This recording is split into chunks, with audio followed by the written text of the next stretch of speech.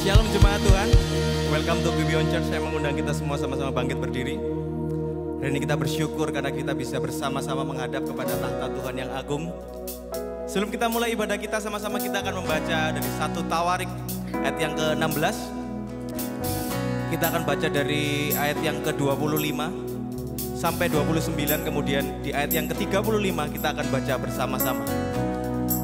Sebab besar Tuhan dan terpuji sangat, dan lebih dahsyat Ia dari segala Allah. Saudara, sebab segala Allah bangsa-bangsa adalah berhala, tetapi Tuhanlah yang mendirikan langit. keagungan dan semarak ada di hadapannya, kekuatan dan sukacita ada di tempatnya. Kepada Tuhan, hai suku-suku bangsa, kepada Tuhan sajalah kemuliaan dan kekuatan. Berilah kepada Tuhan kemuliaan namanya, bawalah persembahan dan masuklah menghadap Dia.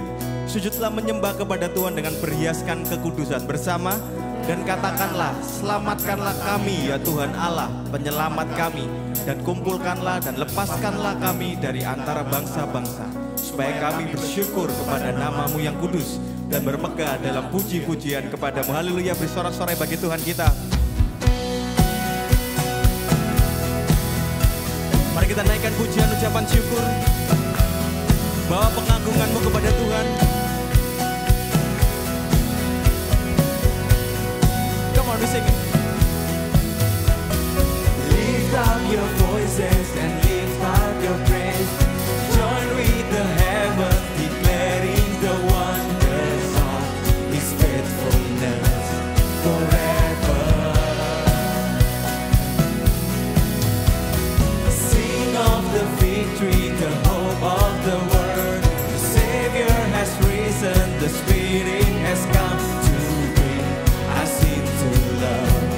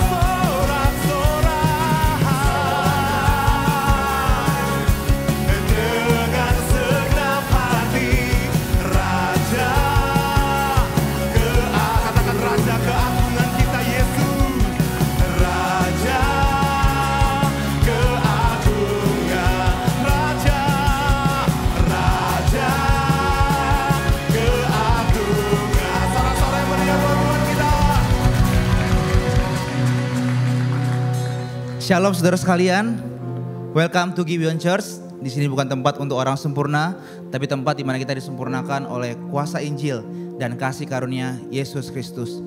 Minggu ini kita akan kembali dalam perenungan katekismus. Saya akan membacakan pertanyaan dan jawabannya. Bapak Ibu sekalian silakan menyimak apa yang saya sampaikan. Pertanyaan ke-37. Apakah buah yang dihasilkan Roh dalam hidup kita? Buah Roh adalah kasih, sukacita, damai sejahtera, kesabaran, kemurahan, kebaikan, kesetiaan, kelemah lembutan, dan penguasaan diri. Galatia 5 ayat 22 sampai 23. Tetapi buah Roh ialah kasih, sukacita, damai sejahtera, kesabaran, kemurahan, kebaikan, kesetiaan, kelemah lembutan, penguasaan diri. Tidak ada hukum yang menentang hal-hal itu. Silakan duduk saudara sekalian. Minggu lalu kita sudah membahas tentang bagaimana Roh Kudus menolong setiap kita. Dan minggu ini kita akan merenungkan buah apa yang dihasilkan oleh Roh Kudus. Saudaraku, berbicara tentang buah, kita tahu bahwa buah tidak pernah dihasilkan oleh mesin. Mesin hanya bisa menghasilkan barang dan tidak mungkin menghasilkan buah. Buah hanya bisa dihasilkan dari sesuatu yang hidup. Demikian juga dengan kita. Di luar Kristus, kita ini mati secara rohani. Dan kita tidak bisa bertumbuh, apalagi berbuah. Namun Injil menyatakan bahwa kita dulu memang mati dalam dosa, diperbudak oleh kedagingan. Tetapi melalui kematian dan kebangkitan Kristus, kita dihidupkan kembali. Dan kita diberikan hidup yang baru, di mana Roh Kudus kini tinggal diam di dalam kita. Dan Dia menuntun dan terus mengubah kita dari dalam, supaya kita bisa bertumbuh dan berbuah di dalamnya. Saudaraku sekalian, buah Roh yang dihasilkan oleh Roh di dalam kita bukanlah 9 buah yang berbeda, tetapi satu buah tunggal yang diwujudkan dalam 9 kualitas yang berbeda, tetapi tidak terpisahkan. Dan ke-9 kualitas buah Roh ini dapat dikelompokkan menjadi 3. Yang pertama yang berhubungan dengan Allah, yaitu kasih, sukacita, dan damai sejahtera. Yang kedua yang berhubungan dengan sesama kita, yaitu kesabaran, kemurahan, dan kebaikan. Dan yang ketiga yang berhubungan dengan diri kita sendiri, yaitu kesetiaan, kelemah lembutan, dan penguasaan diri. Namun yang menjadi pertanyaan bagi setiap kita adalah, bagaimana buah Roh ini dapat terlihat nyata dalam kehidupan kita? Galatia 5 ayat 16 menegaskan, hiduplah oleh Roh, maka kamu tidak akan menuruti keinginan daging. Kita sadar bahwa keinginan daging selalu menarik buat setiap kita. Keinginan daging menarik kita kepada kebencian, perselisihan, iri hati, ketidaksabaran, kedengkian, bahkan kesulitan untuk mengendalikan diri sendiri. Dan jelas semua ini bertentangan dengan hidup yang dipimpin oleh Roh. Namun kabar baik Injil bagi setiap kita hari ini, Kristus tidak membiarkan kita berjuang sendirian. Ia memberikan kita Roh-Nya yang kudus, agar kita dimampukan untuk terus hidup dalam buah yang Dia nyatakan buat setiap kita. Dan Roh Kudus terus bekerja setiap harinya di dalam kita, agar kita boleh serupa dengan Kristus. Artinya saudaraku, tugas kita bukan berusaha dengan sekuat tenaga untuk memproduksi buah itu, melainkan dengan tinggal diam di dalam Kristus, menetap di dalam Injilnya, dan menyerahkan diri kita untuk dipimpin oleh Roh Kudus. Jadi saudaraku, rahasia hidup oleh Roh adalah bukan dengan menekan hawa nafsu, tetapi dengan menemukan keindahan yang lebih tinggi, keindahan yang lebih besar, yang nilainya dibandingkan dengan tawaran dunia dan daging, yaitu pribadi Yesus Kristus. Jikalau daging memiliki keinginan, maka Roh pun memiliki keinginan. Apa yang menjadi keinginan Roh? Keinginan Roh yaitu semua karunia dan pekerjaan Roh Kudus adalah untuk mengarahkan hati kita kepada karya salib Kristus. Apa yang Yesus alami di salib? Yang berharga, rela bayar harga. Supaya kita yang tidak berharga menjadi sangat berharga. Sang pemilih hidup rela mengalami kematian. Supaya kita dapat mengalami hidup yang tidak akan pernah binasa. Semakin kita menatap kepada Kristus, semakin nyata pula buah roh itu dalam hidup kita yang dikerjakan oleh Roh Kudus bagi setiap kita. Hari ini saudaraku, ketika kita hidup dipimpin oleh roh, maka roh itu yang akan senantiasa mengingatkan kita, menuntun kita akan keindahan dan kemuliaan dari karya Kristus buat setiap kita. Sehingga kita dimampukan untuk terus melawan keinginan daging dan memancarkan buah roh itu dalam kehidupan kita. Amin. Saya undang kita bangkit berdiri. Hari ini mari kita datang dalam doa pertobatan kita. Mari kita akui di hadapan Tuhan bahwa kita seringkali masih memilih hidup dalam daging. Hari ini mari kita datang kepadanya, kita bertobat agar kita mau terus dipakai oleh Tuhan dan menatap kepada keindahannya. Mari kita berdoa.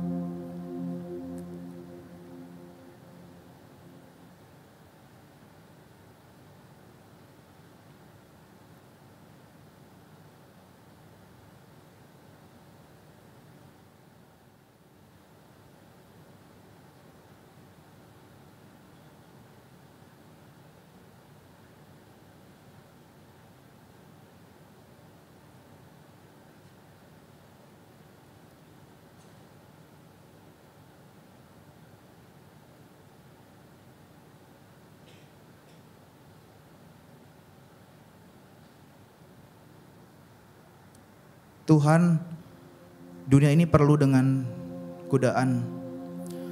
Tuhan, dunia ini penuh dengan kelap-kelip yang seringkali menarik kami keluar dari roh-Mu yang kudus Tuhan. Kami seringkali hidup menuruti keinginan daging kami. Dan kami sulit untuk bertumbuh, bahkan berbuah.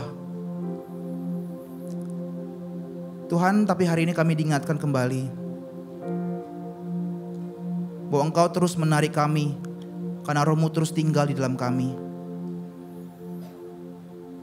Tuhan, tolong kami dalam kami menghidupi panggilan kami di dalam dunia ini. Biarlah roh itu terus bekerja Tuhan, membantu kami, menuntun kami untuk terus melihat kepada keindahan Kristus. Agar hari demi hari Tuhan, buah roh itu makin nyata dalam kehidupan kami. Kasih kami tidak pudar, kami bisa sabar, kami bisa dengan lemah lembut, kami bisa menguasai diri kami, bukan dengan kekuatan kami, tapi karena ada roh-Mu yang menuntun dan menopang kami. Tuhan, kami rindu Engkau pakai terus hidup kami, agar hidup kami dapat terus memuliakan Tuhan. Di dalam nama Tuhan Yesus kami berdoa, amin. Mari kita naikkan pujian ini untuk meresponi perenungan katekismus kita. Biarlah roh itu terus semakin nyata dalam hidup kita, dan hidup kita bisa dipakai untuk memuliakan Tuhan. Sama-sama kita pujikan. Tuhan, pakai hidupku dan kuduskan bagimu. Pakai juga waktuku memuliakan namamu, memuliakan namamu.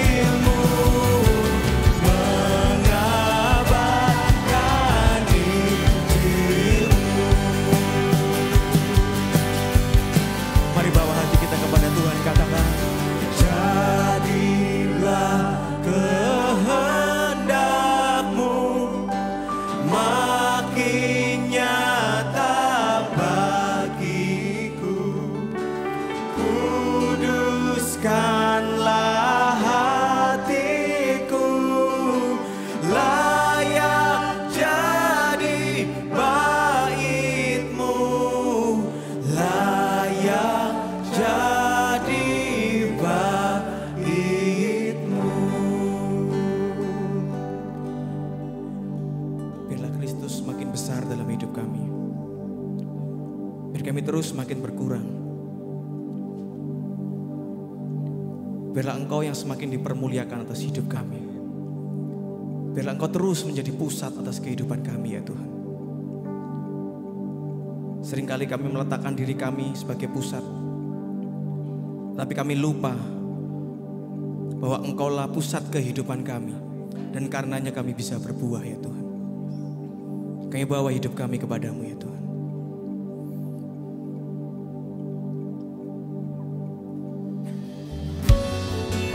Bersyukur ya Tuhan, Roh Kudus-Mu yang tinggal di dalam hidup kami, yang memampukan kami untuk menjadi seperti-Mu ya Bapa. Bukan kekuatan dan tekad kami, tapi Roh-Mu yang membangkitkan kami ya Tuhan. Mari sama-sama kita berkata, hembuskanlah nafas-Mu, penuhi kami ya Tuhan.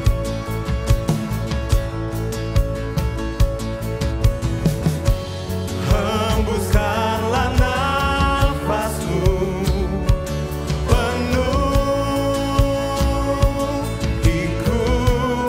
setiap musim hidupku Engkau sertaku. Setiap musim hidupku Kau sertaku.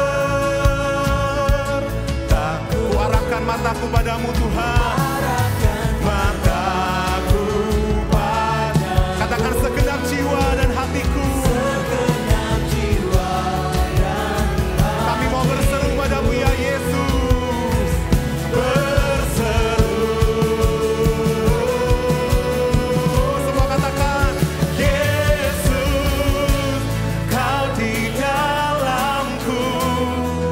Kau besertaku, Kau besertaku. Kan ku serahkan segalanya, kan ku serahkan segala. Jadi seperti-Mu, untuk jadi seperti-Mu. Ini hidup kami ya Bapa, Roh Kudus yang memimpin dan menuntun kami. Mari sama-sama katakan, bukan lagi ku hidup untuk diriku, bukan lagi ku hidup untuk diriku. Anugerah pengorbanan selamatkanku, anugerah pengorbanan selamat. Mari sama-sama kita angkat tangan kita, kami arahkan mata kami padamu. Arahkan mataku pada segenap jiwa dan hatiku, dan hatiku. Kita berseru, berseru. Semuanya katakan Yesus, Yesus, Kau di dalamku. Kami percaya Kau beserta kami Tuhan. Kan ku serahkan segalanya, kan ku serahkan segalanya. Jadi seperti-Mu, oh ku di dalam-Mu, ku di dalam. Akui, katakan Kau penyelamatku, Kau penyelamatku. Segenap hidupku ku jadikan, segenap hidupku ku jadikan persembahan yang hidup. Kami mau berkata Tuhan, tiada kuasa yang dapat pisahkan ku dari kasih-Mu. Katakan, Kau menuntunku berdiam dalam-Mu, Kau menuntunku berdiam dan ku hidup tiada kuasa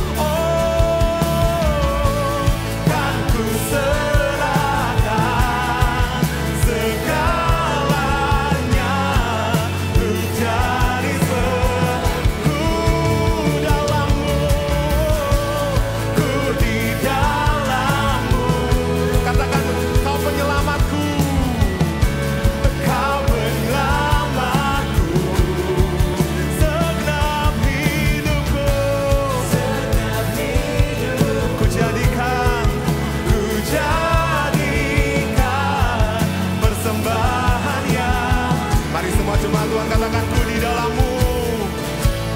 Ku di dalam-Mu, Kau penyelamatku. Segenap hidupku, segenap hidup. Katakan ku jadikan persembahan yang hidup.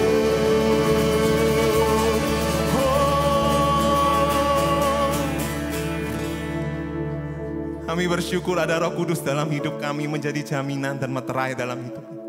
Bahwa Tuhan tidak akan pernah meninggalkan kami melewati proses hidup ini dan membawa kami untuk menjadi seperti-Mu ya Bapa. Kami menyadari ini, kami mengakui ini setiap hari. Engkau penyelamat kami, Engkau berserta kami, dan Engkau tinggal di dalam hidup kami. Kami aman Tuhan di dalam-Mu. Terima kasih ya Bapa. Dan Roh Kudus-Mu juga Tuhan yang memampukan kami mengerti akan kebenaran-Mu. Roh Kudus-Mu yang memampukan kami Tuhan untuk tinggal dalam Injil-Mu yang memerdekakan setiap kami. Sebentar kami akan menerima firman-Mu ya Bapa. Kami membuka hati kami Tuhan. Bekerjalah Roh Kudus dalam hidup kami. Dan semua untuk kemuliaan nama-Mu. Yang siap menerima firman Tuhan, mari sama-sama kita berkata, amin. Silakan duduk Bapak. Tiba saatnya kita diberi kesempatan untuk memberikan persembahan. Anda dapat memberi dengan cara transfer ke rekening gereja yang kami cantumkan.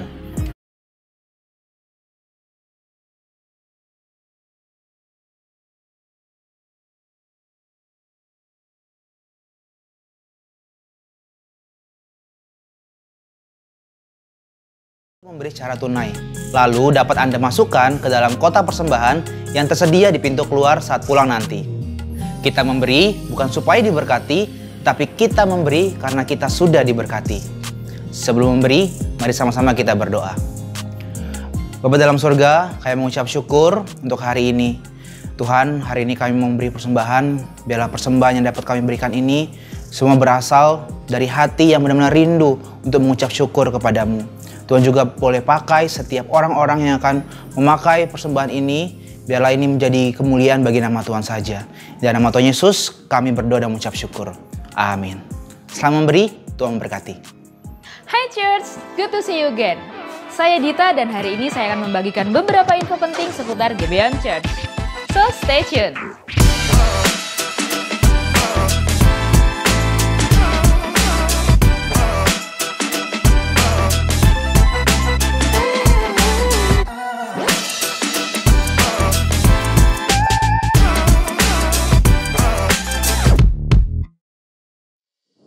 Bagi Anda yang rindu dibaptis namun belum menyelesaikan kelas APS, hari ini adalah kesempatan terakhir untuk mendaftar kelas Anda Pasti Selamat. Mengapa kelas ini penting? Karena melalui kelas APS Anda akan diperlengkapi dengan dasar doktrin yang benar, sehingga Anda siap secara iman dan pengertian untuk menerima sakramen baptisan. Silakan mendaftar kelas APS di meja registrasi di lobi lantai 1. Setelah ibadah ketiga berakhir, sakramen baptisan akan diadakan pada tanggal 1 November dan pendaftaran akan ditutup tanggal 19 Oktober. Jadi bagi Anda yang belum mendaftar, segera daftarkan diri Anda melalui bit.ly/baptisangibeon atau langsung datang ke Connect Booth setelah ibadah nanti. Hari ini kita memasuki minggu kedua kelas APS dan APB. Di kelas APS, kita akan belajar tentang dosa dan keselamatan. Banyak orang percaya bahwa manusia lahir seperti kanvas kosong. Tapi jika benar demikian, mengapa seorang anak bisa melawan orang tuanya? Padahal tidak ada orang tua yang mengajarkan hal tersebut. Hari ini kita akan membedah secara tuntas bagaimana Alkitab menjelaskan kondisi dosa manusia. Dan mengapa hanya Kristus yang bisa menjadi satu-satunya jawaban atas kebutuhan keselamatan kita. Sementara itu bagi Anda yang mengikuti kelas Anda Pasti Berubah, fokus hari ini adalah perubahan dalam Injil. Setelah mengalami kelahiran baru, Tuhan rindu kita terus bertumbuh menjadi serupa dengan Kristus. Namun proses ini tidaklah mudah, karena kita tetap hidup di tengah dunia yang sudah tercemar dosa. Jadi bagaimana caranya kita bisa tetap tenang di dalam Kristus, serta mengalami pertumbuhan dan perubahan nyata dalam hidup? Temukan jawabannya di kelas APB hari ini. Kelas APS dan APB akan diadakan hari ini pukul 3 sore. APS bertempat di hall lantai 1, sedangkan APB di hall lantai 3. Jangan lupa untuk melakukan registrasi ulang sebelum masuk ke kelas. Hai, aku Anin. Hari ini aku jadi Service Manager di Youth Service. Seperti biasa, aku datang paling awal untuk memastikan semua siap sebelum ibadah dimulai, dari bagian rundown, cek video yang akan tayang di multimedia, briefing, sampai detail teknis lainnya, supaya ibadah bisa berjalan dengan minim gangguan. By the way, apa yang Anda pikirkan tentang menjadi youth leader? Harus ngerti semua doktrin? Habisin energi karena cari topik pembicaraan terus tapi jawabannya ya atau tidak doang. Atau mungkin Anda merasa nggak relate karena ada generation gap. Ya mungkin ada benarnya. Tapi aku coba tanya ke beberapa youth leader, kenapa mereka mau melayani sebagai youth leader? Dan ini jawaban mereka. Jadi dulu waktu aku di usia mereka, aku tuh juga punya kakak yang membina dan menemani setiap perjalanan imanku, sehingga membuat aku tuh semakin bisa mengenal Tuhan lebih dalam. Oleh karena itu, aku juga rindu untuk melayani generasi ini dengan menemani mereka dalam setiap perjalanan iman yang ada, sehingga mereka boleh mengenal Tuhan tuh lebih dalam lagi. Aku ngelihat banyak di media sosial, di Instagram, di TikTok, di Facebook, itu banyak value-value yang aku nggak setuju ya, misalnya LGBT lah atau liberalisme. Jadi aku terpanggil untuk jadi teman seperjalanannya anak-anak youth lah. Wow, aku jadi terkesan dengan hal itu. Ternyata yang mendorong mereka untuk melayani di youth bukan untuk kenyamanannya, tetapi dia melayani dari pengertian bahwa Kristus telah melayani mereka terlebih dahulu dan Ia yang akan memampukan mereka untuk memenuhi panggilan hidupnya di dalam Kristus Yesus. Inilah sukacita melayani, bukan untuk diri sendiri, tapi untuk Tuhan dan untuk generasi yang Dia kasihi. So, itu tadi keseruan aku jadi Service Manager di Youth Service. Aku percaya dari awal sampai akhir, setiap detail kecil ini adalah bagian dari panggilan besar, menjangkau, memuridkan, dan mengutus. Bagaimana dengan Anda? Let's discover your calling through ministry. Semoga info yang kita dengar hari ini bukan sekedar pengumuman gereja saja, melainkan menjadi kesempatan bagi kita untuk semakin haus akan firman, semakin rindu membangun komunitas yang sehat, dan semakin giat dalam melayani sebagai satu tubuh Kristus. Sekian Gibeon Weekly News kali ini, selamat mendengarkan khotbah.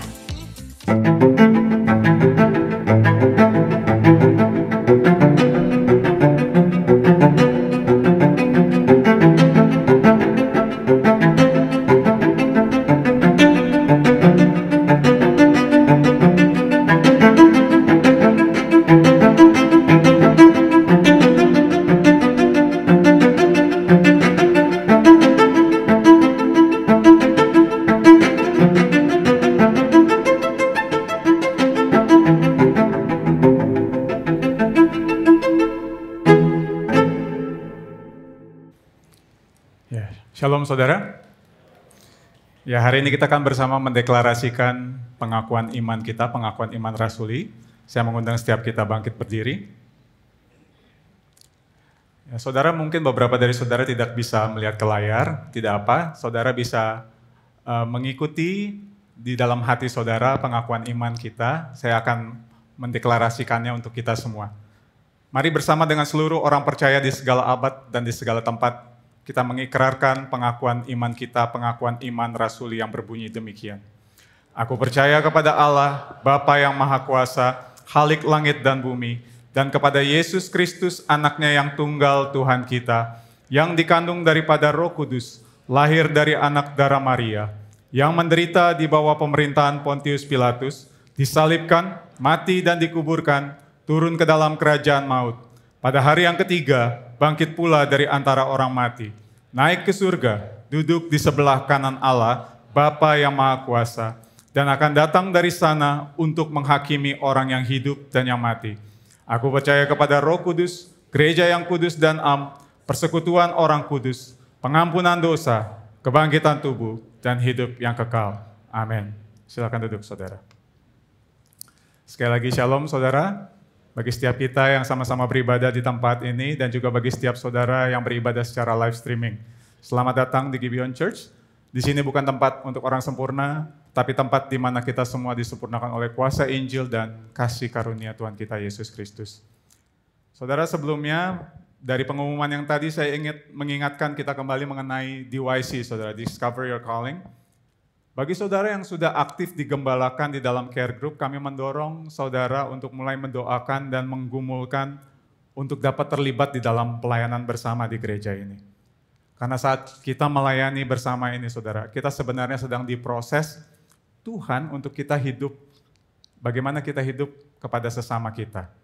Kita melayani bukan untuk kenyamanan kita, tetapi karena kita sadar bahwa Tuhan sedang membentuk kita menjadi penata layan yang baik dari apa yang Ia percayakan kepada setiap kita. Jikalau saudara rindu untuk melayani dan saudara ada pertanyaan terkait DYC ini, silakan saudara mengunjungi Connect Booth yang ada di pintu keluar dari gereja kita. Baik, itu saja, kita akan sama-sama merenungkan kebenaran firman Tuhan. Mari sama-sama kita tenangkan hati kita dan kita berdoa. Kami mengucap syukur untuk anugerah-Mu di dalam hidup kami, Tuhan. Terima kasih untuk undangan-Mu untuk kami boleh datang beribadah pada hari ini. Sebentar kami akan sama-sama mendengarkan firman-Mu. Tenangkan hati kami, Tuhan. Allah Roh Kudus, Engkau yang ada di dalam setiap kami. Biar kiranya Engkau menuntun kami melalui firman-Mu ini, agar kami boleh belajar menjadi pelaku-pelaku kebenaran firman-Mu. Dan tolong hamba-Mu yang terbatas ini, Tuhan, biar kiranya melalui keterbatasannya pun firman-Mu tetap dapat tersampaikan dengan benar, dan nama Tuhan ditinggikan dan dimuliakan. Di dalam nama Yesus Kristus kami berdoa dan mengucap syukur. Amin. Saudara, kita masih berada di dalam sermon series kita, liturgi. Dan minggu ini kita telah memasuki minggu yang ketiga, saudara. Dan tema khotbah hari ini adalah lebih dari sebuah khotbah. Firman yang membukakan mata kita, yang menyentuh hati kita dan juga mengubahkan hidup. Hari ini kita akan bersama merenungkan esensi dari firman Tuhan di dalam liturgi ibadah yang kita lakukan seperti saat ini, dan juga firman Tuhan di dalam liturgi kehidupan kita sehari-hari. Nah, kita akan merenungkan bersama bagian ini di dalam Mazmur 19 ayat yang ke-1 sampai 15. Bagi saudara yang di tempat ini yang tidak kelihatan, saudara bisa membuka gadget saudara dan kita membaca bersama-sama. Saya akan membaca ayat yang pertama, saudara ayat yang kedua, kita bersama-sama ayat yang kedua, dan terus bergantian sampai dengan ayat yang ke-15. Mazmur 19 ayat 1 sampai 15. Untuk pemimpin biduan Mazmur Daud, ayat 2. Menceritakan kemuliaan Allah dan cakrawala memberitakan pekerjaan tangannya. Hari meneruskan berita itu kepada hari, dan malam menyampaikan pengetahuan itu kepada malam. Tidak ada berita dan tidak ada kata, suara mereka tidak terdengar. Tetapi gema mereka terpencar ke seluruh dunia, dan perkataan mereka sampai ke ujung bumi. Ia memasang kemah di langit untuk matahari, yang keluar bagaikan pengantin laki-laki yang keluar dari kamarnya, girang bagaikan pahlawan yang hendak melakukan perjalanannya. Dari ujung langit ia terbit dan ia beredar sampai ke ujung yang lain. Tidak ada yang terlindung dari panas sinarnya. Taurat Tuhan itu sempurna, menyegarkan jiwa. Peraturan Tuhan itu teguh, memberikan hikmat kepada orang yang tak berpengalaman. Titah Tuhan itu tepat, menyukakan hati. Perintah Tuhan itu murni, membuat mata bercahaya. Takut akan Tuhan itu suci, tetap ada untuk selamanya. Hukum-hukum Tuhan itu benar, adil semuanya. Lebih indah daripada emas, bahkan daripada banyak emas tua. Dan lebih manis daripada madu, bahkan daripada madu tetesan dari sarang lebah. Lagi pula hamba-Mu diperingatkan oleh semuanya itu, dan orang yang berpegang padanya mendapat upah yang besar. Siapakah yang dapat mengetahui kesesatan? Bebaskanlah aku dari apa yang tidak kusadari. Lindungilah hamba-Mu juga terhadap orang yang kurang ajar. Janganlah mereka menguasai aku, maka aku menjadi tak bercela dan bebas dari pelanggaran besar. Bersama-sama, mudah-mudahan Engkau berkenan akan ucapan mulutku dan renungan hatiku, ya Tuhan, gunung batuku dan penebusku. Sampai sedemikian jauh pembacaan firman Tuhan. Saudara, selama 5 minggu ini kita belajar memahami esensi dari tiap rangkaian ibadah yang kita lakukan. yang kita kenal dengan liturgi. Liturgi sangatlah penting, saudara. Karena kalau saudara ingat, minggu lalu Pastor Mike menyampaikan seperti ini. Liturgi sangatlah esensial. Karena menjadi sarana pembentukan spiritual kita atau spiritual formation dan juga mendewasakan iman kita. Melalui liturgi, kita sedang dibentuk untuk semakin serupa dengan Tuhan kita. Kalau kita ingat, di minggu pertama, kita sama-sama belajar bagian awal dari liturgi ibadah kita.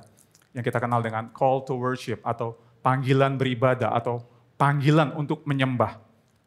Melalui call to worship, Tuhan mengundang kita untuk kembali memusatkan diri kita bukan kepada hal-hal yang lahiriah, seperti kekayaan, kepintaran, kesuksesan, prestasi, dan lain-lain. Bukan kepada itu, tetapi kepada kasih setia Tuhan yang tidak pernah meninggalkan kita. Kemudian minggu lalu melalui confession of sin atau pengakuan dosa, kita diingatkan bahwa kita perlu untuk mengakui dosa kita di hadapannya. Dan kita perlu untuk senantiasa bertobat. Karena tanpa pertobatan tidak akan ada relasi dengan Tuhan. Hari ini kita masuk ke bagian berikut dari liturgi ibadah kita saat ini, yaitu firman Tuhan. Saudara berbicara mengenai firman Tuhan di dalam ibadah. Banyak orang Kristen yang memiliki pemahaman bahwa firman Tuhan adalah bagian terpenting dari liturgi. Atau bahkan dianggap sebagai puncak dari ibadah yang kita lakukan. Sehingga tanpa sadar, bagian-bagian liturgi lainnya cenderung untuk diremehkan. Nah mungkin kalau diumpamakan, ini seperti orang yang sedang makan di sebuah restoran yang cukup mewah, saudara. Biasanya kan kalau di restoran seperti itu ya saudara, itu selalu dimulai dengan yang namanya appetizer, ya, hidangan pembuka. Biasanya kita disuguhkan roti sama mentega mungkin yang jumlah porsinya nggak terlalu besar untuk membangkitkan selera kita untuk sebelum kita masuk ke main course atau menu utama. Nah lalu kemudian masuk ke hidangan utama. Ada nasi mungkin dengan lauk yang banyak, ada steak mungkin dan lain sebagainya. Lalu terakhirnya biasanya ada dessert atau hidangan penutup dan selalu ditutup dengan yang manis biasanya. Kue, es krim mungkin, dan lain sebagainya. Nah ada orang-orang yang melakukan liturgi ibadah seperti itu saudara. Yang penting main course-nya, firman-nya. Jadi appetizer sama dessertnya dianggap kurang penting. Sebaliknya, ada orang-orang yang justru memperlakukan firman hanya sebagai informasi, motivasi, dan panduan praktis aja. Tentu nggak salah kalau firman Tuhan itu memberikan kita pengertian, meneguhkan kita, bahkan menolong kita di dalam menjalani pergumulan di dunia ini. Tapi saudara perhatikan, kalau ibadah dan firman Tuhan hanya berhenti sampai di sana, akhirnya tanpa sadar kita sedang menempatkan diri kita sebagai pusat. Ukurannya selalu seperti ini. Apa yang saya dapat? Apa yang dapat memperbaiki hidup saya? Padahal saudara, firman bukanlah sekedar informasi untuk menambah pengetahuan kita saja. Firman bukan sekedar motivasi untuk membuat hati kita merasa lebih baik. Tapi firman adalah undangan dari Tuhan sendiri untuk kita mengenalnya, mengasihinya, dan menaatinya. Inilah esensi dari firman Tuhan. Nah lalu saudara, kalau saudara memperhatikan khotbah-khotbah di gereja kita saudara. Kita tahu tema yang dibahas sangat beragam ya. Ada tentang pekerjaan, keluarga, pernikahan. Ada juga yang berbicara tentang identitas, kekudusan, bahkan pertobatan. Tapi mungkin saudara juga menyadari satu hal dan bertanya. Mengapa pada akhirnya semua khotbah atau firman itu dengan tema-tema yang beragam itu pada akhirnya selalu berujung kembali kepada Kristus dan salib. Mungkin ada dari saudara yang bertanya. Nah saudara, sebenarnya ini berbicara tentang motivasi hati. Sadar atau tidak sadar, setiap kita digerakkan oleh sesuatu saudara. Entah lingkungan, perasaan kita, ambisi, atau mungkin rasa takut dan rasa bersalah. Semua itu akhirnya yang menjadi pegangan hidup kita, sadar atau tidak kita sadari.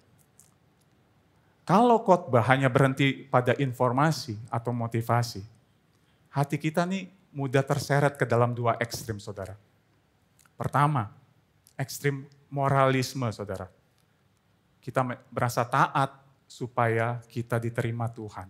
Dan akhirnya itu berujung pada kesombongan dan merasa kalau kita diselamatkan itu karena usaha kita. Atau yang kedua, kita menjadi putus asa. Karena lelah dan sadar bahwa sampai kapanpun kita tidak akan dapat memenuhi standar kekudusan Tuhan kita. Karena itu saudara, setiap khotbah harus kembali kepada Injil Kristus dan salib. Injil menyingkapkan kondisi kita sesungguhnya, yaitu bahwa kamu nggak mampu, kamu nggak bisa. Tapi Injil juga mengarahkan kita kepada Kristus yang berkata, aku telah menyelesaikannya untuk kamu. Disitulah hati kita kembali diarahkan untuk bersandar hanya kepada Kristus. Itulah sebabnya di Gibeon, saudara, setiap khotbah akan selalu membawa kita kembali kepada Kristus dan karya salibnya. Supaya motivasi hati kita terus diarahkan ulang untuk kembali kepada Dia. Satu-satunya sandaran dan sumber pengharapan kita. Nah saudara, hari ini kita akan melihat esensi dari firman itu melalui Mazmur 19 yang baru saja kita baca bersama. Nah saudara, Mazmur 19 adalah Mazmur yang bergenre puisi, sama seperti kebanyakan Mazmur lainnya. Ini adalah kitab puisi. Dan terkait Mazmur 19, C.S. Lewis pernah mengatakan seperti ini di dalam bukunya. Saya menganggapnya, Mazmur 19 ini, sebagai puisi terhebat dalam kitab Mazmur dan salah satu lirik terhebat di dunia. Kenapa C.S. Lewis bisa mengatakan seperti ini? Karena Mazmur 19 ini secara spesifik menggambarkan bagaimana Tuhan yang kudus dan mulia itu menyatakan dirinya kepada manusia ciptaannya. Kalau kita melihat inti dari Mazmur 19 yang baru saja kita baca adalah seperti ini. Di bagian awal dari Mazmur 19 ini menunjukkan bahwa Tuhan menyatakan dirinya melalui ciptaan. Ini yang kita kenal di dalam istilah teologi sebagai wahyu umum. Kenapa dikatakan umum? Karena pengetahuan tentang Tuhan melalui ciptaan ini dinyatakan ke semua orang di seluruh dunia tanpa terkecuali. Makanya dikatakan umum. Dan di bagian berikutnya dari Mazmur ini kita melihat bagaimana Tuhan menyatakan dirinya melalui firman. Dan ini yang kita kenal sebagai wahyu khusus. Kenapa khusus? Karena tidak semua orang di dunia ini membaca dan percaya kepada firman. Saudara mungkin yang sudah lulus kelas APS atau yang sedang mengikuti kelas APS, saya harap tidak melupakan ini ya. Jadi saudara, inti yang disampaikan dari Mazmur 19 adalah bagaimana Tuhan menyatakan dirinya kepada manusia sehingga kita manusia dapat mengenalnya. Mazmur ini juga mengingatkan kita bahwa Tuhan yang maha besar dan maha mulia itu juga adalah Tuhan yang sangat personal. James Johnston di dalam bukunya menyimpulkan seperti ini. Pesan dari Mazmur 19 adalah bahwa kemuliaan Tuhan yang dinyatakan di langit mengarahkan kita kepada kasih karunia Tuhan yang dinyatakan di dalam Alkitab. Mari kita kembali kepada bagian dari Mazmur 19 ini. Di bagian awal kita dapat melihat bagaimana Tuhan menyatakan dirinya melalui ciptaan. Saudara, kalau kita membaca Mazmur 19 ini kita langsung tahu penulis surat ini, kitab ini, Mazmur 19 adalah Daud. Tapi kita tidak mengetahui secara detail atau spesifik kapan Daud menulis bagian Mazmur 19 ini. Kita tahu sebelum dia menjadi raja, Daud terbiasa untuk menggembalakan domba milik ayahnya. Dia tahu bagaimana rasanya duduk sendirian di malam hari di padang yang terbuka sambil menjaga kawanan dombanya. Nah, di ayat kedua ini saudara, kita melihat kekaguman Daud akan Tuhan. Dia menggambarkan langit dan cakrawala itu seolah-olah seperti manusia yang bisa berbicara. Mereka dikatakan menceritakan kemuliaan Tuhan dan memberitakan perbuatan tangannya. Saya membayangkan Daud, pada waktu itu dia sambil menjaga dombanya, dia mungkin melihat ke atas, ke langit, dan dia terkagum-kagum dengan ciptaan Tuhan. Dan Roh Kudus menginspirasi dia untuk menulis bagian ini. Kemudian di ayat berikutnya, ayat 5-7, Daud menggambarkan kekagumannya akan Tuhan pada waktu dia melihat matahari. Langit digambarkan sebagai kemah, dan matahari digambarkan sebagai mempelai pria yang keluar dari kemahnya dengan hati yang bergembira karena dia sebentar lagi akan berjumpa dengan mempelai perempuannya. Daud juga menggambarkan matahari seperti seorang pahlawan yang akan melakukan perjalanan dengan begitu bersemangat. Dari bagian awal ini, Daud menyimpulkan sebuah paradoks, saudara. Ciptaan tidak berbicara, tapi suaranya bergema di seluruh bumi. Artinya, saudara, semua orang di segala tempat, bahkan sampai ke pelosok terdalam sekalipun, mendengar ciptaan berkhotbah tentang Tuhan. Warren Wiersbe di dalam bukunya mengatakan seperti ini. Ciptaan adalah sebuah buku tanpa kata yang bisa dibaca oleh semua orang karena tidak membutuhkan terjemahan. Ciptaan menunjukkan kepada kita akan kebesaran dan keagungan Sang Pencipta, sehingga seharusnya tidak ada satu orang pun di dunia ini yang dapat berdalih dan mengatakan Tuhan tidak ada. Seperti Paulus mengatakan di dalam Roma 1 ayat 20. Sebab apa yang tidak nampak daripadanya, yaitu kekuatannya yang kekal dan keilahiannya, dapat nampak kepada pikiran dari karyanya sejak dunia diciptakan. Sehingga mereka, kita semua, tidak dapat berdalih. Sehingga sekiranya ada di antara kita mungkin di tempat ini yang berkata di dalam hati kita, aku tidak melihat kemuliaan Tuhan melalui ciptaan. Kita perlu membayangkan seperti ini, saudara. Bayangkan, saudara, kita berteriak kepada orang yang ada di depan kita hanya sejauh 1 meter. Dekat, saudara. Woi, kita berteriak seperti itu. Tapi kemudian respon orang itu tidak berespon sama sekali. Apa yang dapat kita simpulkan? Ada 2 kemungkinan. Yang pertama, orang tersebut tuli. Atau yang kedua, orang tersebut mengabaikan kita. Saudara, kalau kita merasa tidak melihat atau mendengar atau merasakan kemuliaan Tuhan dari ciptaan, cukup beranikah kita untuk bertanya kepada diri kita masing-masing? Mungkinkah saya tuli? Atau yang kedua, mungkinkah saya sedang mengabaikan Tuhan? Nah, saudara, di bagian awal ini kita dapat simpulkan bahwa tidak ada satupun manusia yang tidak dapat menyadari kemuliaan dan kebesaran Tuhan. Setiap manusia di lubuk hati terdalam, mereka tahu bahwa Tuhan ada.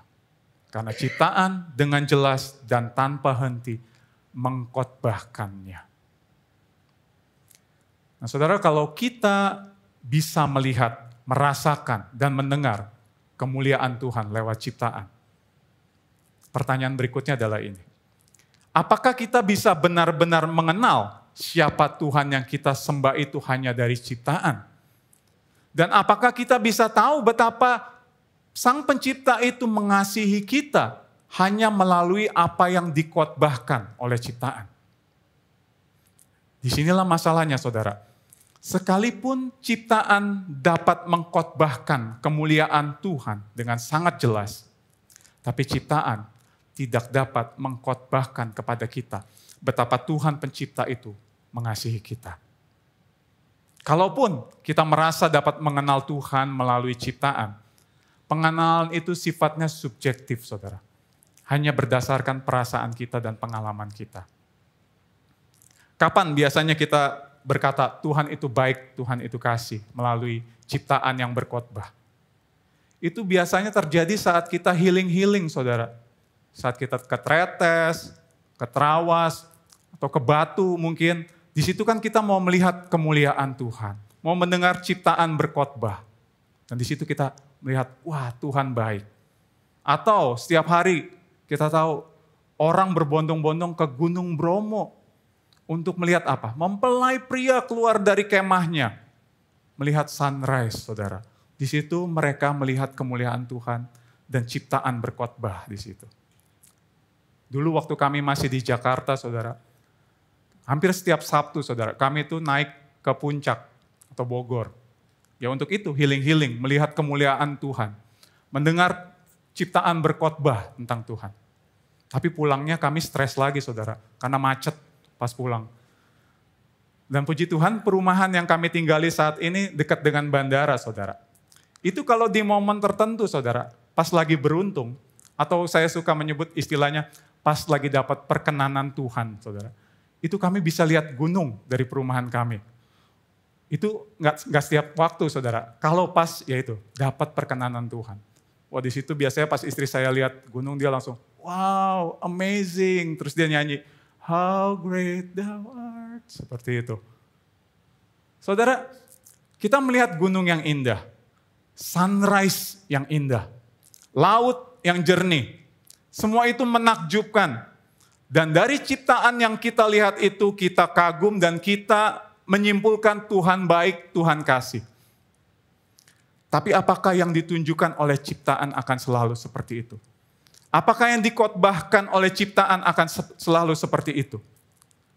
Bagaimana dengan gempa bumi yang terjadi? Bagaimana dengan banjir? Bagaimana dengan tanah longsor? Bukankah itu alam? Bukankah itu ciptaan? Dan bukankah ciptaan sedang berkhotbah juga di situ? Atau kalau misalnya ada gempa bumi, semua bangunan roboh, hanya satu yang berdiri, gereja. Bisakah kita bilang Tuhan baik? Bisa mungkin. Tapi bagaimana kalau sebaliknya? Semua bangunan berdiri kokoh, hanya satu yang rubuh, gereja. Bisakah kita bilang Tuhan baik, Tuhan kasih? Paling mungkin kita bertanya, kenapa Tuhan izinkan penderitaan kepada umatnya? Katanya Tuhan baik, kok yang terjadi seperti itu? Saudara, itulah yang terjadi kalau kita merasa dapat mengenal Tuhan melalui ciptaan. Kita tidak akan pernah sungguh-sungguh dapat mengenal Tuhan kita. Pengenalan kita ini sifatnya subjektif, saudara. Fokusnya kepada kita. Karena akibat dosa, kecenderungan kita adalah transaksional. Bahkan di dalam pengenalan kita akan Tuhan, fokusnya adalah kembali ke kita. Ketika ciptaan terlihat indah, kita bisa bilang Tuhan baik, Tuhan kasih. Tapi sewaktu alam dan ciptaan berkhotbah yang menakutkan dan membuat kita tidak nyaman, kita bertanya, di mana Tuhan? Ciptaan bisa membuat kita kagum akan Tuhan, tapi ciptaan tidak bisa membawa kita mengenal hati Tuhan yang sebenarnya. Nah, saudara, misalkan kita adalah penggemar dari seorang pelukis yang sangat terkenal. Kita membeli semua lukisannya, kita mengagumi semua lukisannya, dan kita sangat mengerti setiap goresan yang dia buat. Tapi apakah dengan kita membeli lukisannya itu, kita mengagumi lukisannya, kita bisa mengenal si pelukis itu, karakternya seperti apa? Tidak akan bisa, saudara. Kita bisa tahu dia berbakat, kita bisa mengagumi keahliannya, tapi kita tidak akan dapat tahu karakternya. Apakah dia pribadi yang baik atau enggak, dan sebagainya. Demikian juga dengan ciptaan. Kita bisa kagum akan kemuliaan Tuhan, tapi itu tidak akan membuat kita dapat mengenalnya secara personal. Saudara, ini yang perlu kita pahami. Ciptaan menolong kita memiliki pengetahuan tentang Tuhan, tapi tidak dapat membawa kita kepada pengenalan pribadi akan Tuhan. Ciptaan berkhotbah tentang kebesaran dan kemuliaan Tuhan, tetapi hanya firman yang menyingkapkan siapa dia sebenarnya dan betapa dia mengasihi kita. Bukan berarti ciptaan tidak penting, saudara. Sangat penting. Tapi sampai kapanpun, ciptaan tidak akan pernah cukup. Nah, saudara, inilah yang dimaksudkan dari Mazmur 19 yang dituliskan ini. Sebagai orang percaya, Kita tidak boleh dan tidak bisa berhenti pada ciptaan. Kita perlu belajar mengenal dan mencintai Tuhan kita melalui firman-Nya. Alam semesta menyatakan kemuliaan Tuhan, tetapi hanya melalui firman-Nya kita bisa mengenal Dia secara pribadi dan mengerti betapa besar kasih-Nya bagi kita. Seperti yang dikatakan Warren Wiersbe, suara kemuliaan Tuhan yang dinyatakan melalui ciptaan mempersiapkan jalan bagi suara kasih karunia-Nya melalui Injil. Oleh sebab itu, Daud di bagian berikutnya menekankan bagaimana Tuhan menyatakan dirinya melalui firman.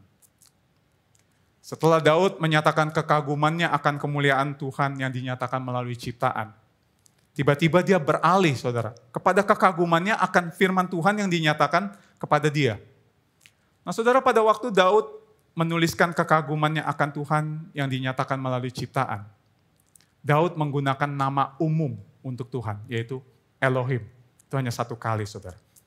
Tapi pada waktu dia menuliskan tentang bagian yang berikutnya, yaitu firman, dia menyebut Tuhan dengan sebutan Yahweh sebanyak 7 kali. Yahweh itu adalah nama perjanjian. Tuhan yang memberikan nama itu sewaktu perjumpaannya dengan Musa di semak yang terbakar. Saudara bisa membaca bagian ini di kitab Keluaran. Yahweh adalah nama yang Tuhan sendiri nyatakan kepada umatnya, yang ada di dalam perjanjian kasih dan relasi dengan Dia. Terkait hal itu, Timothy Keller mengatakannya seperti ini. Mazmur 19 mengatakan, jika kamu ingin mengetahui tentang Tuhan, Tuhan yang mulia, Tuhan yang agung, Tuhan yang dahsyat, lihatlah keindahan ciptaan alam. Tetapi jika kamu ingin mengetahui bahwa Tuhan yang mulia dan agung itu mengasihi kamu, dan bahwa kamu dapat masuk ke dalam hubungan kasih yang pribadi dan intim dengannya, satu-satunya cara untuk mengetahuinya adalah melalui kitab suci. Nah, saudara, pada ayat ke-8 sampai ke-10, Daud memberikan penggambaran yang begitu luar biasa akan kesempurnaan dari firman Tuhan dan dampaknya bagi hidupnya. Kalau kita perhatikan, saudara, ada 6 istilah yang Daud gunakan yang menggambarkan firman Tuhan, yaitu Taurat, peraturan, titah, perintah, takut akan Tuhan, dan hukum. Seolah-olah Daud sedang memegang sebuah permata, saudara, dan dia menunjukkan kilau permata itu dari berbagai sisi.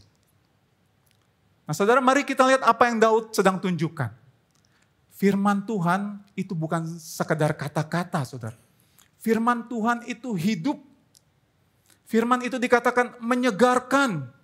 Firman itu memberikan hikmat. Firman itu membuat hati bersuka cita. Firman itu menerangi mata kita. Firman itu menumbuhkan rasa hormat yang murni kepada Tuhan. Dan firman itu menegakkan kebenaran yang kekal. Saudara, inilah sebabnya bagian firman dalam liturgi ibadah kita begitu penting. Setiap kali kita mendengarkan firman di dalam ibadah, saudara, sesungguhnya kita sedang membuka hati kita untuk menerima air segar, makanan rohani, dan cahaya yang memberikan kita arah. Jadi ini bukan hanya sekedar sebuah acara ibadah, saudara. Ini adalah saat di mana Tuhan sendiri berbicara kepada setiap kita. Tapi tidak sampai di situ. Liturgi tidak berhenti di gereja. Firman Tuhan juga sangat penting di dalam menjalani liturgi kehidupan kita sehari-hari. Seperti roti yang kita makan setiap hari. Firman itu harus menjadi santapan harian kita. Seperti cahaya yang kita perlukan setiap waktu. Firman harus menerangi jalan kita. Di kantor, di rumah, di kampus, bahkan di dalam pergumulan kita. Itulah sebabnya Daud sampai pada kesimpulannya di ayat yang ke-11. Firman itu dikatakan lebih indah daripada emas, bahkan daripada emas tua, dan lebih manis dari madu, bahkan madu tetesan dari sarang lebah. Nah, saudara perhatikan, Daud nggak asal pilih kata di bagian ini. Dia memilih 2 hal yang terbaik pada zamannya. Emas Itu adalah simbol tertinggi dari kekayaan, keamanan, dan kebanggaan. Orang rela bekerja seumur hidup untuk mengejar emas demi mendapatkan keamanan itu. Bukankah itu juga yang terjadi, yang menjadi kecenderungan kita? Mungkin kita merasa tenang kalau apa? Kalau tabungan kita penuh, kalau dana darurat aman, kalau cicilan lunas mungkin. Saudara, tapi bagian ini mengingatkan, sekalipun emas bisa memberikan rasa aman, tapi sifatnya hanya sementara. Hanya firman yang dapat memberikan jaminan kekal. Lalu kemudian madu tetesan. Itu adalah simbol tertinggi akan kenikmatan dan kepuasan yang bisa dunia tawarkan. Manusia rela mengejar berbagai bentuk kepuasan ini. Pujian dan validasi dari orang lain mungkin. Hubungan yang melanggar kekudusan demi kepuasan sesaat. Gaya hidup mewah agar terlihat sukses dan sebagainya. Tapi bagian ini mengingatkan, semua kepuasan duniawi itu tidak ada artinya dibandingkan dengan firman Tuhan yang memberikan kepuasan sejati. Dengan kata lain, Daud seolah berkata seperti ini. Tidak ada satupun keindahan di dunia ini yang dapat melebihi keindahan firman Tuhan. Tapi yang menarik berikutnya adalah ini, saudara. Kenapa Daud bisa berkata firman itu lebih berharga dari emas dan lebih manis dari madu? Saudara perhatikan kembali firman yang dimaksudkan Daud. Firman yang dimaksudkan Daud ini adalah Taurat, hukum, perintah, ketetapan, peraturan. Justru itu yang dia sebut lebih berharga dari emas dan lebih manis dari madu. Saudara, waktu kita mendengar kata hukum, peraturan, di dalam Alkitab, apa yang kita bayangkan? Biasanya kita akan membayangkan, jangan membunuh, jangan berzina, jangan mencuri, jangan mengucapkan saksi dusta, jangan mengingini istri orang lain. Atau kalau di perjanjian baru kita ingat perintah Tuhan, kasihilah musuhmu. Terus apa? Jika engkau ditampar pipi kananmu, berikan juga pipi kirimu. Tapi mengapa Daud bisa berkata bahwa hukum, ketetapan, perintah seperti itu lebih berharga dari emas dan bahkan lebih manis daripada madu? Kalau firman yang dimaksud adalah janji Tuhan, aku akan memberkati kamu berlimpah-limpah, atau kasih Tuhan, aku tidak akan meninggalkan engkau. Kita bisa setuju kalau janji Tuhan dan kasih Tuhan itu manis seperti madu dan berharga, lebih berharga daripada emas. Tapi ini hukum, peraturan.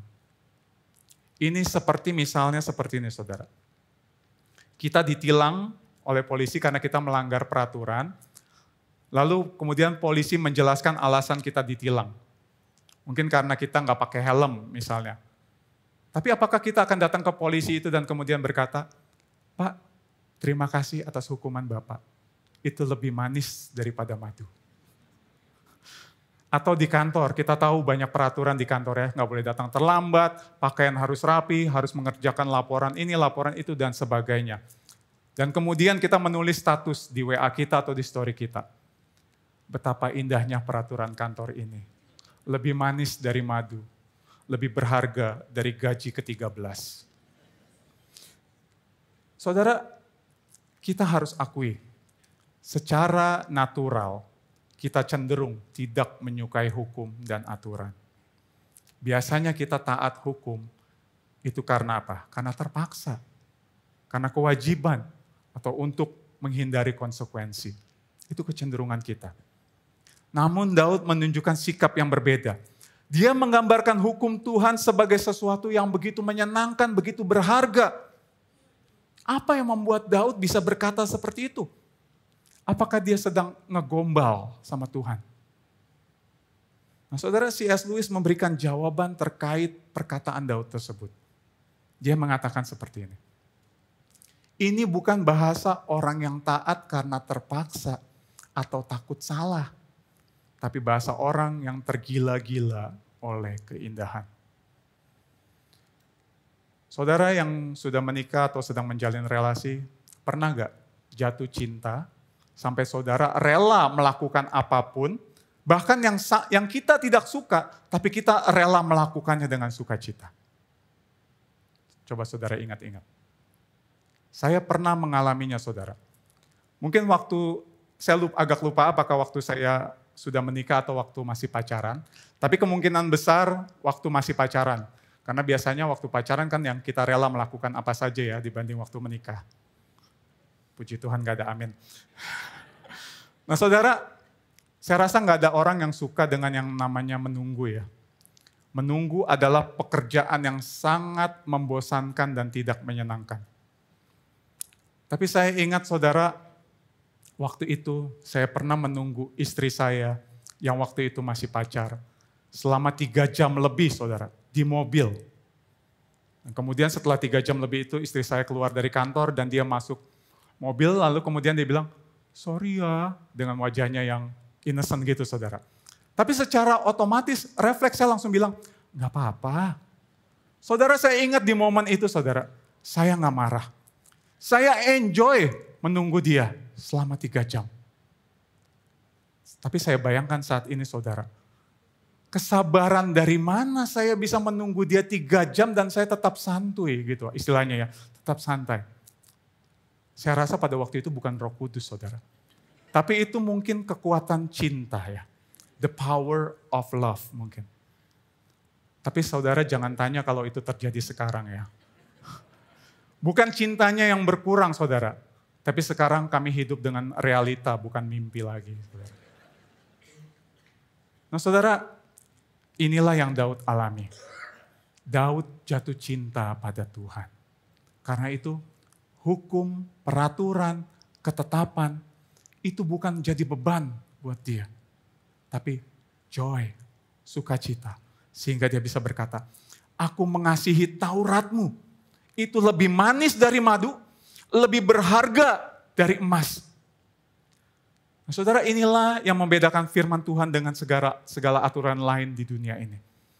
Aturan dunia mungkin kita taati karena kita terpaksa atau karena kita takut dihukum. Tapi hukum Tuhan, firman Tuhan, itu kita jalani karena kita mengasihi pribadi yang memberi hukum itu. Dan disinilah pentingnya bagian firman Tuhan dalam liturgi ibadah kita.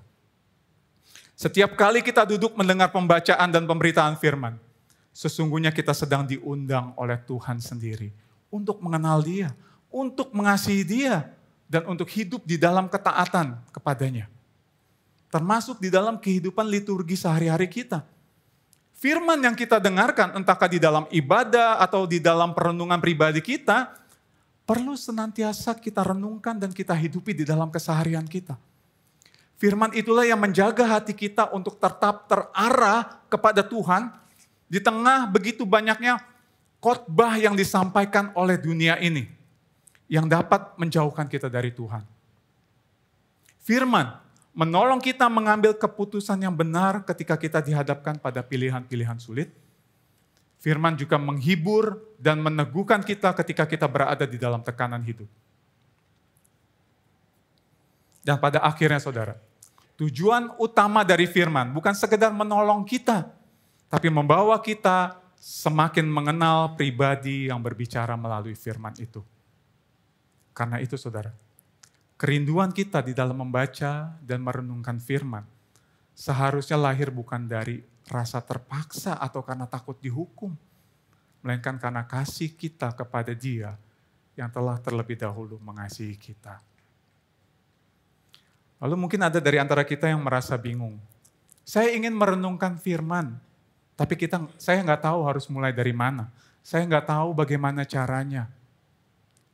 Puji Tuhan saudara, sekarang banyak sarana yang dapat menolong kita. Ada begitu banyak aplikasi yang menyediakan renungan harian, panduan doa, bahkan audio Alkitab yang bisa kita dengarkan saat kita ada di perjalanan. Saudara bisa mendownloadnya secara gratis. Bahkan saudara, gereja kita juga menyediakan bahan renungan setiap hari yang bisa langsung kita akses dan kita gunakan. Jadi pertanyaannya bukan lagi bagaimana caranya atau apakah ada bahan. Tapi apakah hati kita mau untuk melakukannya? Apakah ada kerinduan di dalam hati kita untuk terus mengenal Dia melalui firman-Nya? Jikalau yang menjadi kerinduan kita adalah untuk mengenalnya, maka firman Tuhan akan menjadi harta terindah dalam hidup kita. Dan ini membawa kita kepada bagian akhir dari Mazmur 19. Di bagian ini kita melihat bagaimana seharusnya respon kita akan firman Tuhan yang kita terima. Saudara, setelah Daud merenungkan Tuhan yang dinyatakan melalui ciptaan, dan setelah dia menikmati manisnya firman Tuhan yang lebih berharga dari emas dan lebih manis daripada madu, semua kekaguman itu justru membawa dia kepada satu hal yang sangat pribadi. Respon hatinya di hadapan Tuhan. Dia melihat kepada dirinya sendiri dan menyadari keberdosaan dia. Setelah mengenal siapa Tuhan, Daud baru menyadari siapa dirinya sendiri. Seperti yang dikatakan oleh John Calvin, manusia tidak akan pernah sungguh-sungguh mengenal dirinya, kecuali dia terlebih dahulu memandang wajah Tuhan, dan kemudian turun dari merenungkan Dia untuk memeriksa dirinya sendiri. Dan disinilah Daud meresponinya dengan doa. Pada bagian ini saudara, kita melihat apa yang menjadi respon Daud. Dia berkata, siapa yang dapat mengetahui kesesatannya? Bebaskanlah aku dari apa yang tidak kusadari. Saudara, firman Tuhan bukan hanya indah, tetapi juga menyingkapkan dosa yang tersembunyi di dalam hati manusia. Bahkan Daud, seorang raja dan seorang nabi, dia sadar bahwa ada dosa-dosa yang tidak dia sadari, dan dia mohon agar Tuhan membebaskannya. Lalu kemudian di ayat 14, lindungilah hambamu terhadap orang yang kurang ajar, supaya mereka jangan berkuasa atasku. Maka aku menjadi tidak bercela dan bebas dari pelanggaran besar. Saudara, perhatikan kalimat orang yang kurang ajar. Ini bukan berbicara tentang orang-orang di luar Daud yang mencoba menindas atau menguasai dia. Tapi ini berbicara tentang sikap hati manusia yang angkuh, yang sombong, yang berani melawan Tuhan. Di dalam teks aslinya, kata yang dipakai itu berarti congkak, menunjuk pada dosa yang dilakukan dengan sengaja, dengan hati yang menentang Tuhan. Dengan kata lain, seruan doa Daud adalah seperti ini. Ya Tuhan, jangan biarkan aku dikuasai oleh kesombongan dan dosa yang disengaja, supaya aku tidak jatuh ke dalam pelanggaran besar. Inilah pengakuan Daud. Dia sadar bahwa ancaman terbesar bukan hanya dari luar dirinya, tapi terutama dari dalam hatinya sendiri. Karena itu dia berdoa supaya Tuhan melindungi dan menjaga dia. Sehingga dia tetap murni, bebas dari pelanggaran besar dan dapat hidup berkenan di hadapan Tuhan. Dan akhirnya Daud menutup dengan sebuah doa yang indah dan personal. Mudah-mudahan Engkau berkenan akan ucapan mulutku dan renungan hatiku. Ya Tuhan, gunung batuku dan penebusku. Disinilah kita melihat penyerahan total dari Daud.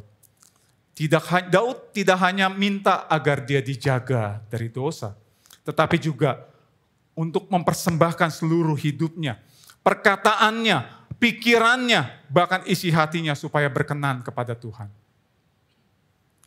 Saudara, perjumpaan dengan Tuhan melalui firman selalu menuntun kita kepada kerendahan hati. Firman menyingkapkan hati kita, menjaga kita dari dosa yang disengaja maupun yang tidak kita sadari, dan menuntun kita untuk mempersembahkan seluruh hidup kita kepada Tuhan. Tapi sekarang pertanyaannya saudara, mampukah kita mencintai Tuhan, firman Tuhan dengan kekuatan kita sendiri? Mampukah kita sungguh-sungguh mengasihi pribadinya dan melakukan hukumnya dengan sukacita? Dan siapa di antara kita yang mampu untuk hidup tidak bercela sama sekali? Kalau mau jujur, jawabannya sangat jelas. Tidak ada satupun dari kita yang mampu, dan tidak ada satupun yang dapat hidup tidak bercela sama sekali. Masalah kita manusia berdosa adalah bahwa kita cenderung untuk mengabaikan kebenaran, dan kita cenderung untuk melawan hukum Tuhan. Kita semua telah jatuh di dalam dosa. Baik dosa yang tersembunyi maupun dosa yang disengaja. Daud sendiri menyadari hal tersebut, saudara. Daud tahu bahwa dari sejak dalam kandungan dia sudah berdosa. Daud menuliskan hal itu. Karena itu, saudara, pada waktu dia menuliskan doa ini di dalam Mazmur ini, dia mengakui kerinduannya, tetapi dia juga menyadari kelemahan dan ketidakmampuannya. Namun kita percaya, saudara, Roh Kudus yang menuntun Daud menuliskan Mazmur 19 ini juga sedang menyingkapkan sesuatu yang jauh lebih besar.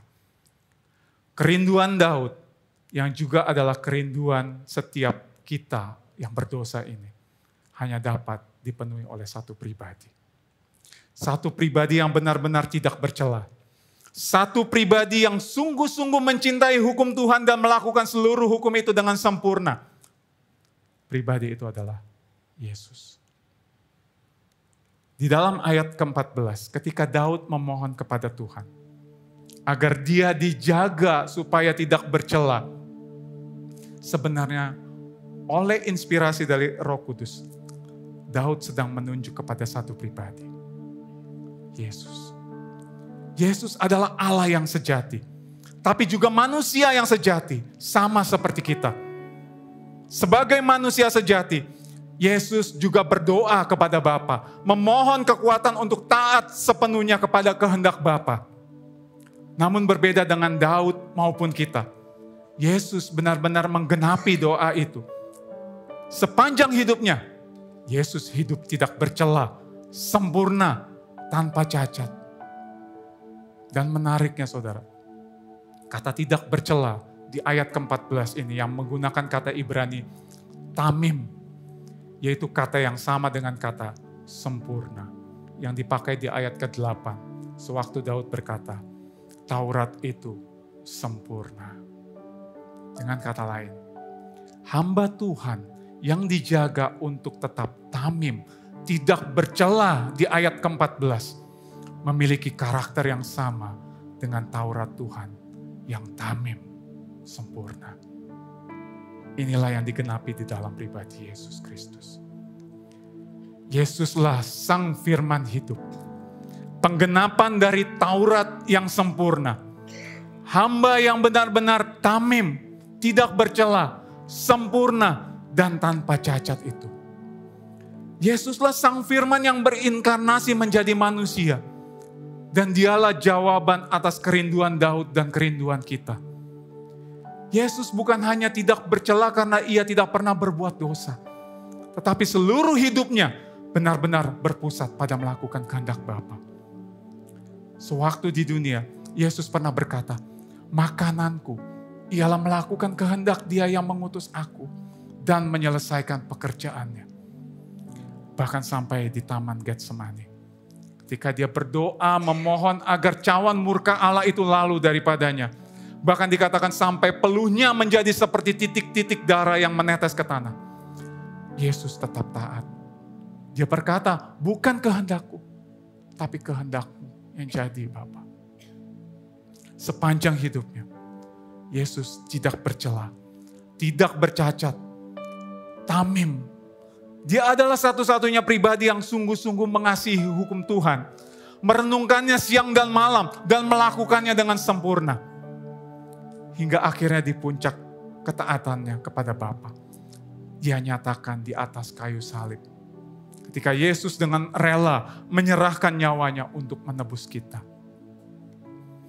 Di salib itu, Yesus, Dia yang tidak bercela, Dia harus menjadi cela karena menanggung hukuman yang seharusnya kita tanggung.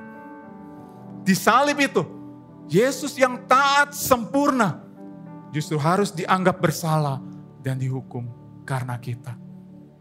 Dan di salib itu, Yesus yang adalah Sang Firman itu, Dia justru harus dibungkam oleh orang-orang yang mengaku mencintai firman. Apa yang Yesus alami di salib, apa yang nampaknya sebagai kekalahan ini, sebenarnya adalah jalan kemenangan yang Tuhan berikan bagi setiap kita yang percaya kepadanya. Salib yang terlihat hina di mata manusia ini, justru menjadi tempat di mana kemuliaan dan kasih-Nya itu dinyatakan. tempat penghukuman itu justru menjadi jalan pembebasan. Tragedi terbesar ini justru adalah anugerah terbesar bagi kita manusia dosa.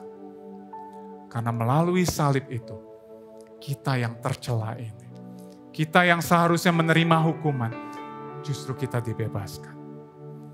Melalui salib itu, kita yang tanpa pengharapan ini justru menerima janji kekal. Dan melalui salib itu, kita yang melanggar firman justru diampuni. Dan oleh anugerahnya, kita dimampukan untuk mencintai Sang Firman. Saudara, Yesus, Sang Firman sejati, telah melakukan itu semua bagi kita. Dia adalah Allah yang sempurna, namun rela turun ke dunia ini menjadi sama seperti kita. Mengorbankan dirinya di atas kayu salib bagi kita. Dan dia tidak hanya menyelamatkan kita lalu meninggalkan kita begitu saja. Dia mau terus berelasi dengan kita. Dan yang dia kehendaki adalah untuk kita terus bertumbuh semakin serupa dengan dia. Melalui kebenaran firman yang telah dinyatakan kepada kita. Itu sebabnya firman Tuhan sangat penting di dalam kehidupan kita orang percaya. Karena tanpa firman Tuhan, kita nggak akan pernah sungguh-sungguh mengenal dia. Dan tanpa firman Tuhan, kita nggak akan bertumbuh di dalam keserupaan dengan dia. Untuk itu mari saat ini kita bertanya kepada diri kita masing-masing. Bagaimana selama ini sikap kita di dalam memperlakukan firman Tuhan yang kita dengarkan, baik di dalam liturgi ibadah kita maupun di dalam liturgi kehidupan kita. Apakah ada hormat di sana? Apakah ada kerinduan di hati kita? Apa bukti bahwa kita benar-benar mengasihi Sang Firman, Yesus Kristus itu, yang telah menyerahkan dirinya bagi kita? Dan sadarkah kita bahwa tanpa firman, kita nggak mungkin mengenal Tuhan, dan kita nggak akan bertumbuh di dalam keserupaan dengannya. Saya undang setiap kita bangkit berdiri. Saudara, hari ini kita diingatkan bahwa firman bukan sekedar rutinitas atau sekedar sumber informasi dan motivasi. Firman adalah undangan dari Tuhan sendiri kepada kita supaya kita mengenal Dia, mengasihi Dia, dan dapat menaati Dia. Itulah sebabnya firman menempati tempat yang penting di dalam liturgi ibadah kita dan juga di dalam liturgi hidup kita. Karena saat firman dibacakan dan diberitakan, Tuhan sendiri yang sedang berbicara kepada kita. Firman tidak hanya menolong kita untuk mengenal Tuhan. Firman menolong kita untuk mengenal diri kita sendiri. Sehingga kita menjadi orang-orang yang tahu diri. Kenal Tuhan, kenal diri, tahu diri. Dan pada akhirnya saudara, perjumpaan dengan Tuhan melalui firman selalu menuntun kita kepada kerendahan hati. Menyadarkan kita akan ketidakmampuan kita. Tapi tidak hanya berhenti sampai di situ. Firman mengarahkan kita kembali untuk senantiasa bersandar pada pribadi Kristus yang menyelamatkan kita. Oleh sebab itu saudara, sebagai orang-orang yang berinjil, sudah seharusnya kita menghormati firman Tuhan. Karena melalui firman, kita tahu Tuhan sendiri yang sedang berbicara kepada kita umatnya. Sebagai orang-orang berinjil, seharusnya kita senantiasa rindu untuk merenungkan firman-Nya. Karena kita rindu untuk mengenal dan terus diubahkan semakin serupa dengan Sang Firman.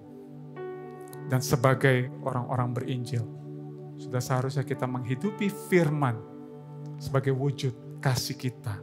Karena Yesus Sang Firman yang hidup itu telah menebus kita dan memberikan kita kuasa untuk hidup di dalam ketaatan kepadanya. Amin. Sebagai respon firman Tuhan, mari kita naikkan pujian ini. Kaulah ya Tuhan, surya hidupku, asal Kau ada, yang lain tak perlu. Siang dan malam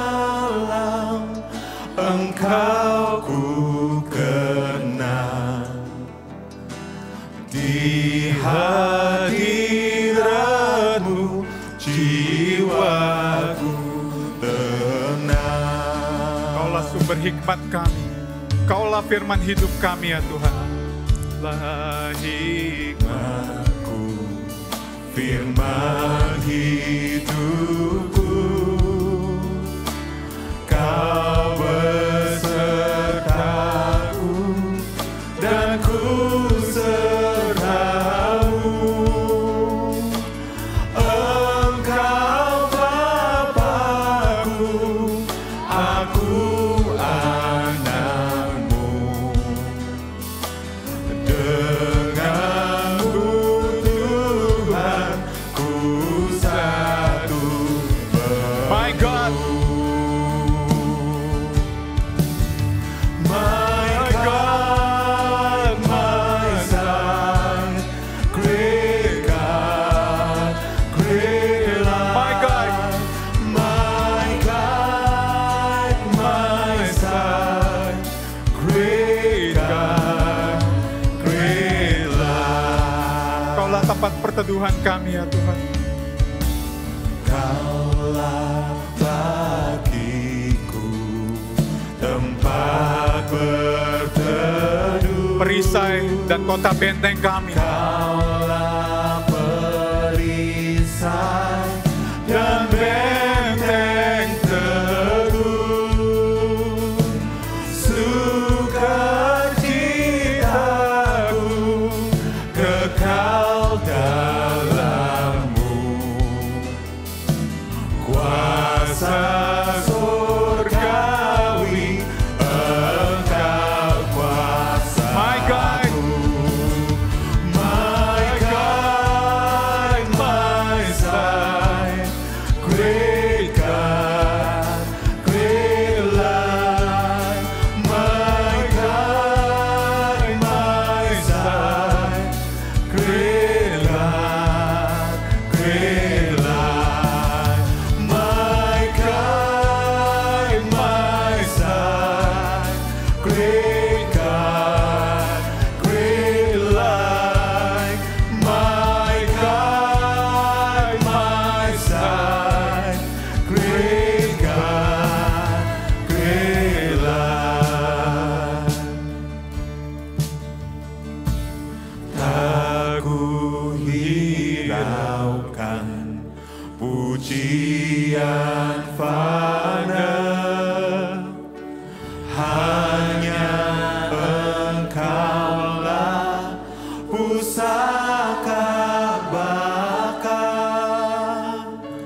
Raja di surga, Engkau bagiku. Harta abadi, bahagia penuh. Mari kita tenangkan hati kita dan kita datang di dalam doa kita. Ya Tuhan, biarlah kiranya lagu yang kami nyanyikan ini gak hanya berhenti di mulut kami ya Tuhan, tapi benar-benar lahir dari pengakuan yang tulus dari hati kami yang terdalam. Terima kasih untuk kasih karunia-Mu ya Tuhan yang telah menyelamatkan kami, orang berdosa ini ya Tuhan, sehingga kami dapat memanggil Allah dengan panggilan Bapa. Melalui firman-Mu kami juga mengenal pribadi Tuhan yang kami sembah, yang telah mengorbankan dirinya mati di atas kayu salib bagi kami. Sungguh betapa indah firman bagi kami. Namun kami juga mengaku Tuhan, betapa sering kami mengabaikan firman-Mu. Betapa sering kami tidak menghormatinya. Kami berkata kami mengasihi-Mu, kami berkata kami ingin mengenal-Mu, tapi kami gak sungguh-sungguh dalam perenungan firman yang kami lakukan. Bahkan lebih sering kami mendengarkan khotbah-khotbah dunia ini ya Tuhan. Hati kami yang jahat ini juga seringkali memanfaatkan firman-Mu sebagai jawaban kami sendiri ya Tuhan. Ampuni kami Tuhan. Ajar kami untuk menghormati-Mu Tuhan. Dimulai dengan menghormati setiap bagian liturgi ibadah di mana Engkau mengizinkan kami untuk datang beribadah. Dan juga saat kami merenungkannya secara pribadi Tuhan. Kami rindu untuk mengenal-Mu Tuhan. Pribadi yang begitu mengasihi kami. Terima kasih Tuhan. Sebentar kami akan melakukan sakramen perjamuan kudus ya Tuhan. Biar kiranya apa yang kami lakukan ini juga sekali lagi mengingatkan kami akan karya-Mu, pengorbanan-Mu yang telah menyelamatkan kami orang berdosa ini Tuhan. Terima kasih Tuhan. Jemaat yang dikasihi Kristus, mari kita masuk di dalam sakramen perjamuan kudus. Dan biarlah kita melakukannya sekali lagi bukan sebagai rutinitas. Yang dapat mengikuti sakramen perjamuan kudus adalah mereka yang sudah percaya di dalam nama Yesus Kristus dan yang sudah menerima sakramen baptisan. Sakramen perjamuan kudus mengingatkan kita akan karya keselamatan yang Kristus lakukan bagi kita manusia berdosa. Perjamuan kudus juga mengingatkan akan persekutuan kita dengan Kristus dan anggota tubuh Kristus, serta merupakan pewujudan pengharapan akan kedatangannya kembali. Mari saat ini kita angkat roti di tangan kita dan dengarlah firman Tuhan. Sebab apa yang telah kuteruskan kepadamu, telah aku terima dari Tuhan, yaitu bahwa Tuhan Yesus pada malam waktu ia diserahkan, mengambil roti dan sesudah itu ia mengucap syukur atasnya. Ia memecah-mecahkannya dan berkata, inilah tubuhku yang diserahkan bagi kamu. Perbuatlah ini menjadi peringatan akan aku. Roti yang kita pegang adalah roti biasa. Namun kita menaruh iman bahwa roti yang kita pegang ini melambangkan persekutuan kita dengan tubuh Kristus. Oleh sebab itu mari kita memakannya di dalam nama Tuhan Yesus Kristus.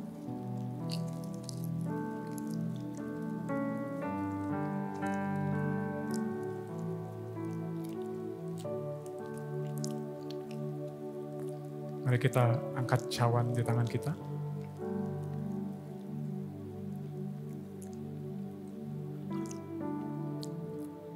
Demikian juga ia mengambil cawan sesudah makan, lalu berkata, cawan ini adalah perjanjian baru yang dimateraikan oleh darahku.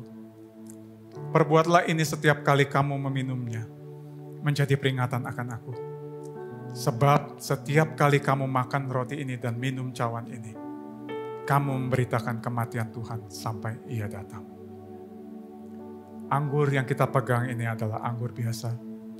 Namun kita menaruh iman bahwa cawan berisi anggur yang kita pegang ini adalah melambangkan persekutuan dengan darah Kristus. Mari kita meminumnya di dalam nama Tuhan Yesus Kristus.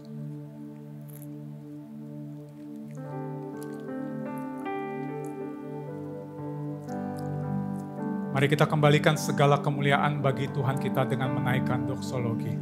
Praise God in whom all blessings flow. Praise Him all creatures here below. Praise Him above the heavenly host. Praise Father, Son, and Holy Ghost.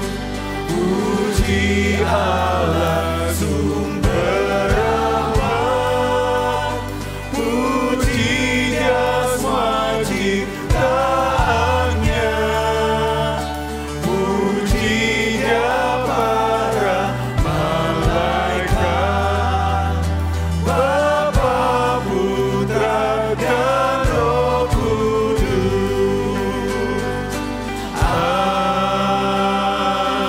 Amin. Mari siapkan hati kita dan terimalah berkat Tuhan. Kiranya Tuhan memberkati engkau dan melindungi engkau. Tuhan menyinari engkau dengan wajah-Nya dan memberikan engkau kasih karunia. Tuhan menghadapkan wajah-Nya kepadamu dan memberikan engkau damai sejahtera. Kiranya kasih karunia dari Allah Bapa, cinta kasih dari Yesus Kristus Tuhan kita, dan persekutuan yang manis dengan Allah Roh Kudus menyertai kita semua mulai saat ini sampai selama-lamanya. Mari setiap kita yang percaya bersama kita katakan, amin. Selamat hari Minggu, Tuhan Yesus memberkati.